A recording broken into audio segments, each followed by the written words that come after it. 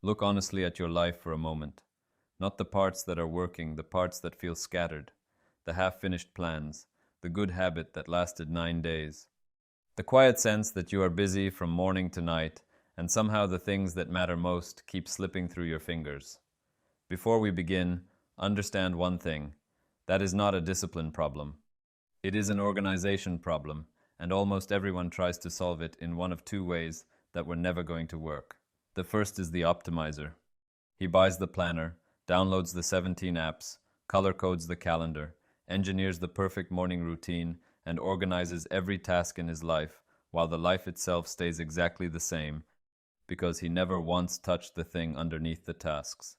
The second is the dreamer. She pins the pictures to a board, sets her intentions, and waits for the universe to arrange the rest, organizing nothing she can actually move.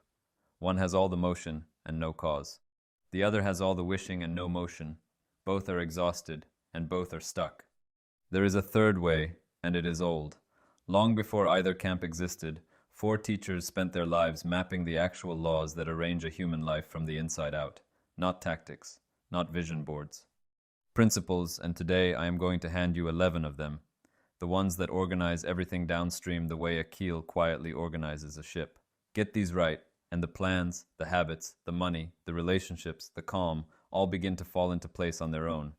Here is the ground we are going to walk, so you can see the whole shape of it before we take the first step. First, the one law all the others serve, that you become what you think about. Second, the hidden program running your results underneath. Third, deciding what you actually want, instead of what you will settle for. Fourth, using the mental faculties almost no one uses on purpose. Fifth, seeing the thing finished and feeling it real. Sixth, guarding what you store, because that is what pours out under pressure. Seventh, the words you speak, which set the mold. Eighth, growing by shedding, why discomfort is the signal, not the enemy. Ninth, how to stop forcing and let things come. 10th, rewriting the day before you sleep. And 11th, the small daily repetition that makes all the rest permanent. 11 principles. One law underneath them. Take them in order, and do not skip the ones that sound too simple. The simple ones are almost always the ones you have been missing. Keep something nearby to write with. Let us begin. Principle 1. You become what you think about. In 1956, a man named Earl Nightingale sat down at a microphone to record a short talk for his insurance salesman, something to play for them while he took a week off. He was not trying to make history.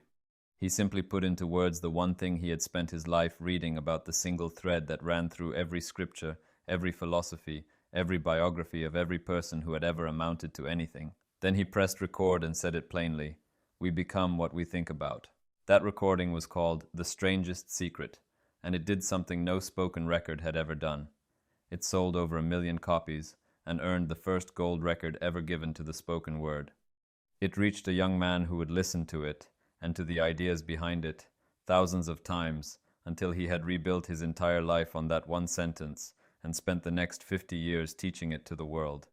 His name was Bob Proctor, and he never got tired of repeating the secret, because he understood it was not a slogan. It is the law that sits above the other 10. Think about what it actually means. Not that you become what you wish for, or what you talk about, or what you post. You become what you think about, the thoughts you return to when no one is watching, the pictures you replay in the shower and the traffic and the dark. Those are seeds, and the mind is soil that does not judge. It grows whatever is planted most often. The person quietly rehearsing what could go wrong is not being realistic. He is planting, faithfully, the exact crop he is dreading. So the first act of organizing a life is not to fix your calendar. It is to take charge of your dominant thought. Decide on purpose what you are going to think about most, the aim, the person you are becoming, the thing you want made real and gently, stubbornly. Keep returning your mind to it every time it wanders back to the fear. Everything else in this list is really just 11 ways of getting one chosen thought to take root. This is the ground it all grows in. Principle 2. The program underneath is running the show. Here is why the optimizer fails, and it is worth sitting with.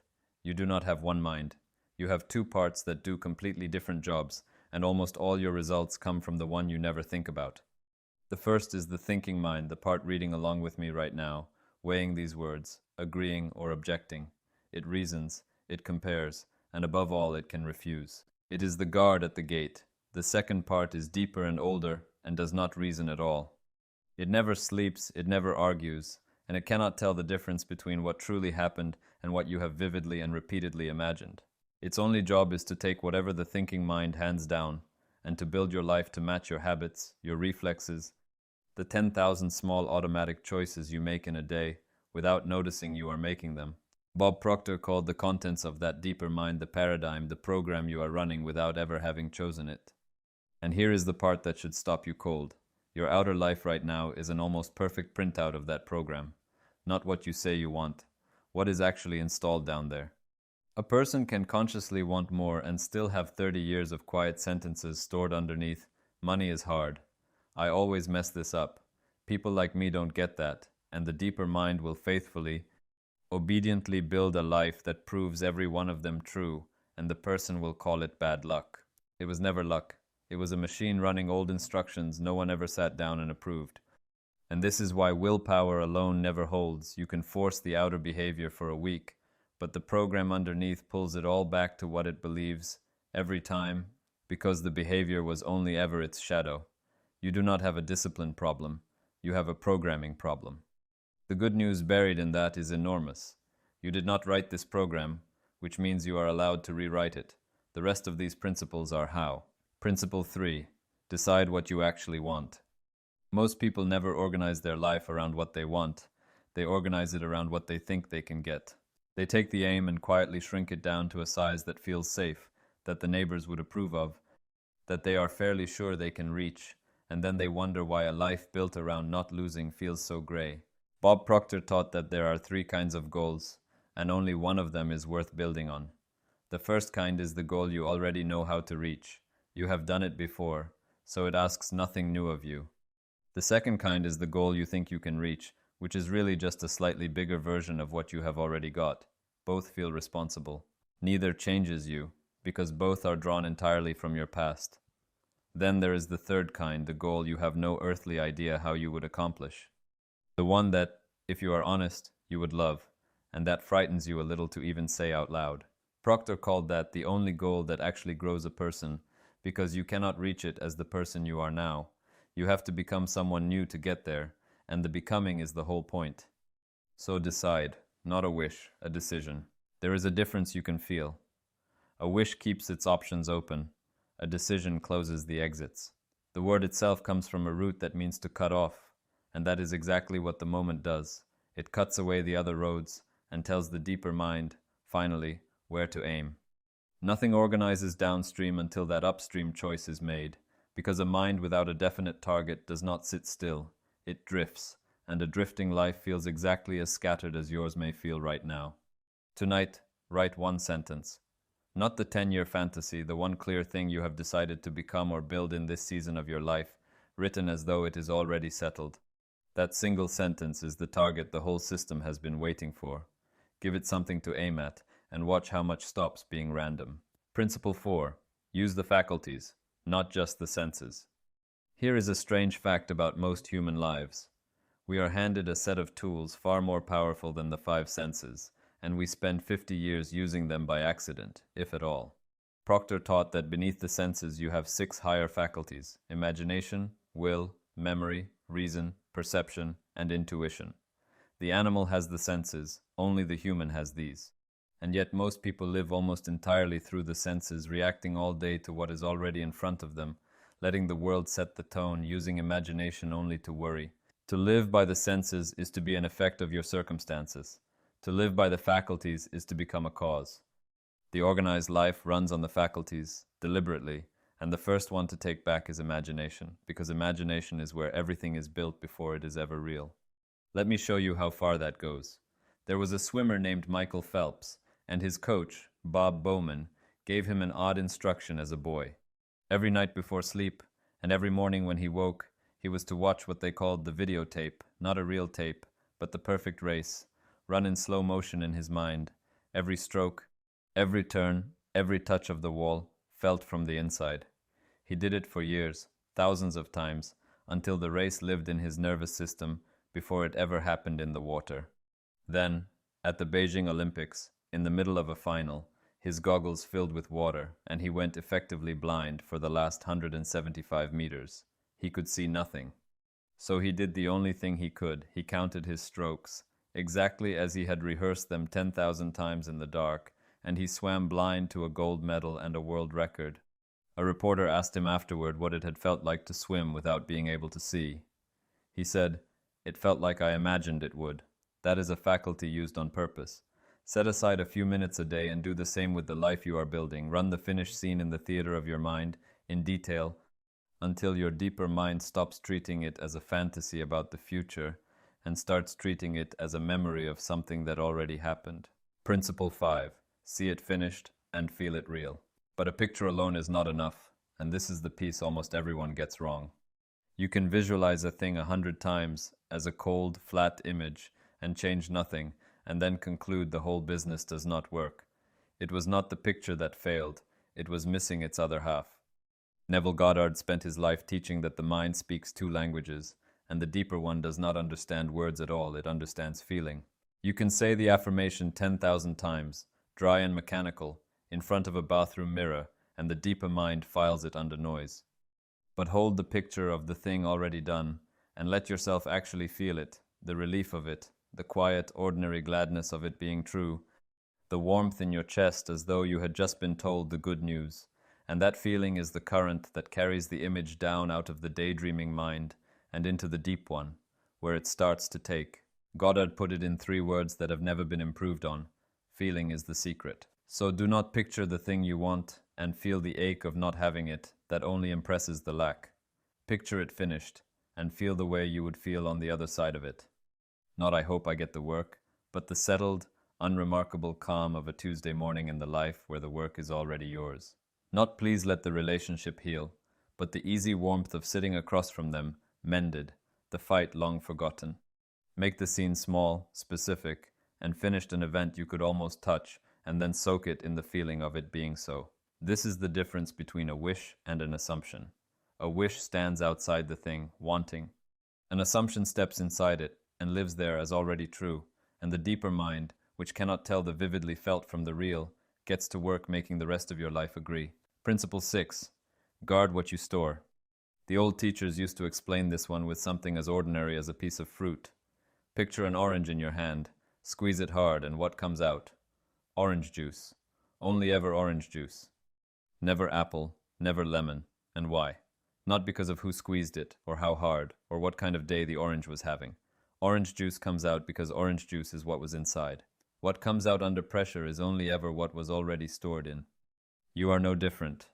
When life squeezes you, the bad news, the delay, the person who cuts you off, the moment everything goes wrong at once, what comes out of you is not caused by the squeeze. The squeeze only reveals it. What comes out is whatever you have been storing, the thoughts you feed on, the conversations you marinate in, the things you watch to fall asleep, the grievances you rehearse on the drive home. Most people try to manage their reactions in the moment of pressure, gritting their teeth to stay calm, and it almost never works, because by then it is far too late. The reaction was decided long before, by what they stored. So the organized life guards its inputs the way a careful person guards what they eat, not out of fear, out of ownership. You are choosing every day what goes into storage, which means you are choosing what will pour out of you the next time you are squeezed. Feed the mind steadily on what you want to become, the words of people who have done it, the picture of the aim, gratitude for what is already good, and one day life will squeeze you hard, and you will be as surprised as anyone by the calm and the strength that come out. You did not summon them in the moment. You stored them, quietly, weeks before. And if these 4 old teachers are becoming a second voice in your head, one that finally answers back the tired old one, then subscribe, and let them keep talking. That is what this channel is here to do. Principle 7. Your word sets the mold. Florence Scovel Shinn taught that of all the tools you have been given, the most underestimated is the one in your mouth. Words are not decoration on top of your life. They are instructions. Every sentence you speak about yourself and your world is quietly poured into that deeper mind like liquid into a mold, and it sets in exactly the shape you spoke. Listen to how most people talk about their own lives, and you will hear them, all day long, describing in confident detail the very things they say they do not want. I'm broke. I'm terrible with people. Nothing ever works out for me. This always happens to me. They think they are just being honest, just reporting the facts, but the deeper mind does not hear a report. It hears an order, spoken by the one voice it trusts completely, and it sets to work making tomorrow match the description. You are, right now, either speaking your way deeper into the life you have, or speaking your way toward the one you want, and there is no neutral third option where the words do not count. This is not about lying to yourself, or chanting that everything is wonderful while your house burns. It is about refusing to keep decreeing the thing you are trying to escape. Catch the one sentence you say most often about your struggle, everyone has one, worn smooth from repetition, and stop feeding it. Then, deliberately, speak the truer word, not a fantasy, but the version that is quietly becoming true. Not, I'll never get out of this, but I'm finding the way through, one step at a time. Say it in the ordinary moments, out loud when you can, and mean it a little more each time. You are not describing your life. You are setting the mold it hardens into. Principle 8. Grow by shedding. There is a moment that stops most people cold on the way to anything worth having, and they misread it every single time, so let me tell you what it actually is, using a creature that has it figured out better than we do. A lobster grows by a strange and uncomfortable method. Its shell does not grow with it. It is rigid, fixed. So as the lobster gets bigger, the shell becomes tight, then confining, and then genuinely painful. And at the peak of that discomfort, the lobster does something that looks like madness. It crawls under a rock, sheds the shell that has been protecting it its whole life, and sits there soft and exposed and defenseless while a new, larger shell forms. It does this again and again, its whole life. The discomfort is not a sign that something is wrong. The discomfort is the signal that it is time to grow. If the lobster could numb, that feeling could take something to make the tight shell comfortable again, it would die inside a shell it had outgrown.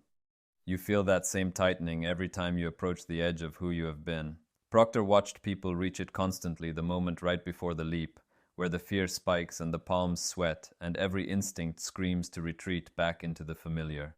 Most people feel that and conclude they are not ready, that something is wrong, that this must not be for them. So they crawl back into the old shell and call it wisdom. But that feeling is not a stop sign. It is the exact sensation of a life about to get bigger.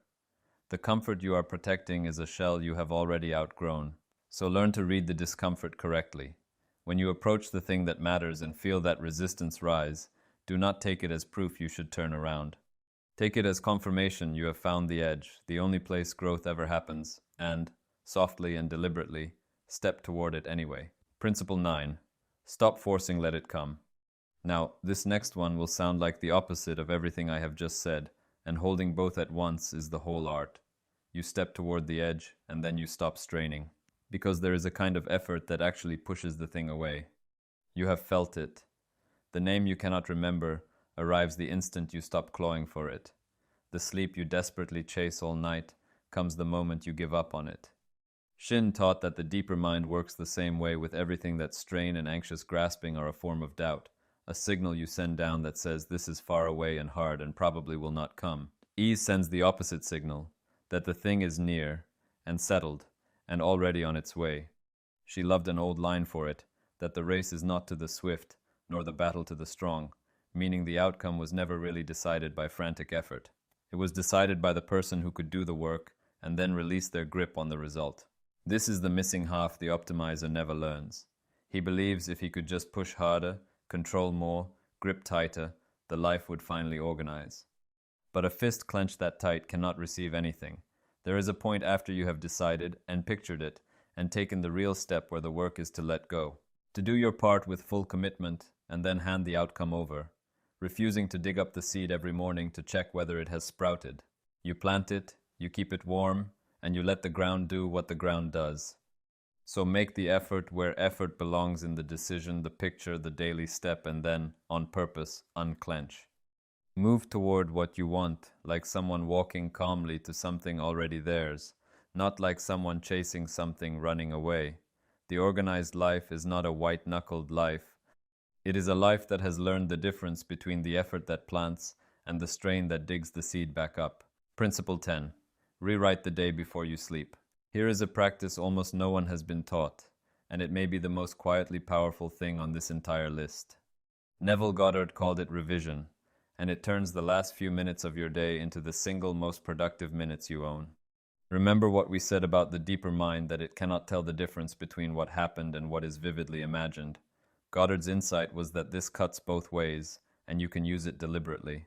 Each night, as you lie in bed, replay the day, but do not replay it as it was. Find the moment that went wrong, the conversation you fumbled, the patience you lost, the fear you gave into, the thing you handled as the old you. And then, in your imagination, run it again the way it should have gone. See yourself calm where you were rattled. See the words come out right. See the day unfold as it would have if you were already the person you are becoming. Feel that revised version until it feels more real than the original. You are not lying to yourself, and you are not in denial about what happened out there in the world. You are choosing which version of the day gets filed into the deep mind overnight, because it files something every night, whether you choose it or not. And most people hand it a highlight reel of their worst moments, and then wonder why tomorrow feels the same. Revision takes that pen back. Over weeks, you are quietly editing the self-image the deeper mind is building from, not from the person you were today, but from the person you are practicing to be. You go to sleep having lived, in the only place that programs you, a better day than the one you actually had, and the deeper mind builds tomorrow from that. Do it tonight. One scene, revised, felt as true, right before you sleep. It costs 2 minutes, and it works on you all night long. Principle 11. Do it daily, the small repetition that makes it permanent. So here is everything we have said, and here is the one principle that makes all of it stick, or, ignored, lets all of it evaporate by the weekend. None of these 10 works as a grand gesture. Not one of them yields to a single heroic afternoon of effort. They work the way water works on stone, not by force, but by returning to the same spot, gently, again and again, until the channel is cut. This is the law the optimizer half knows and the dreamer never learns. The deeper mind is not reprogrammed in a burst. It is reprogrammed by repetition, the same chosen thought, the same felt picture, the same true word. Return to a little every single day until the new groove is deeper than the old one, and the life has no choice but to follow it. A few quiet minutes daily will carve a deeper path in a month than one dramatic weekend ever could. That is the trade you are being offered, and it is a good one. Small and boring and unstoppable. Which is exactly why a practice needs a form, or the day swallows it. So I made a free daily auto-suggestion sheet, a single page that walks you through this every morning and every evening. The one aim named, the picture held with feeling, the true words spoken, the day revised before sleep. It is these principles turned into a 2-minute ritual, so the new self gets fed on purpose instead of left to chance. And it comes with 3 short lessons on how to feel it as done, which is the part that makes it take. It is the first link in the description. Because principles you only admire will change nothing. Principles you install change everything, and installation is just the small thing, done daily, until it is simply who you are. You were never disorganized because you lacked a better planner or a bigger dream. You were disorganized because the 11 laws that actually arrange a life from the inside had never been put in your hands, in order, all at once. Now they have. You become what you think about. The program underneath can be rewritten. Decide, picture, feel, guard the inputs, speak the true word, step toward the edge, then release, revise the day, and return to it daily. That is not 11 separate rules. It is one law, seen from 11 windows, and it has been sitting inside you the whole time, waiting for you to run it on purpose. Choose the thought, feel it done, and let the life you were built for quietly organize itself around it.